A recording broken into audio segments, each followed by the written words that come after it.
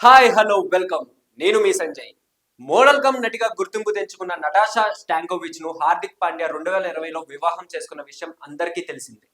అయితే వీరు విడాకులు తీసుకున్నట్లు వార్తలు చక్కర్లు కొడుతున్నాయి.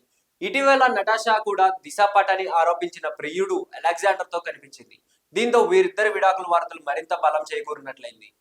ఇదిలా ఉంటే హార్దిక్ భార్య నటాషా స్టాంకోవిచ్ 70% ఆస్తిని డిమాండ్ చేసిన విషయం తెలిసింది.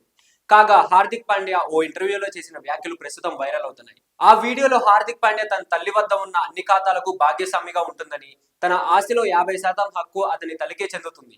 తాను ఏది కొన్నా, అది కారైనా, ఇల్లైనా ప్రతి దానిలో అమ్మకు సమాన వాటా ఉంటుందని పేర్కొన్నాడు. నాపై నాకు నమ్మకం లేదు. 50% ఆస్తి ఎవరికి ఇవ్వను. 50% ఆస్తి నాకు చాలా పెద్దది. కాబట్టి మీ పేరు మీద మీరు ఉండనివ్వండి. అప్పుడు 50% ఆస్తి ఎవరికీ రాదు అని హార్దిక్ పాండ్యా ఆస్తి గురించి మాట్లాడిన మాటలు సోషల్ మీడియాలో వైరల్ అవుతున్నాయి. మొత్తం హార్దిక్ పాండ్యా ఆస్తి విలువ 91 కోట్లు.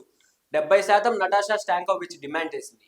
అయితే హార్దిక్ పాండ్యా తల్లికి 50% షేర్లు ఉండడంతో 45.5 కోట్లు అతనికి దక్కగా 31.85 కోట్ల రూపాయలు నటాషా షేర్ రానున్నట్లు సమాచారం.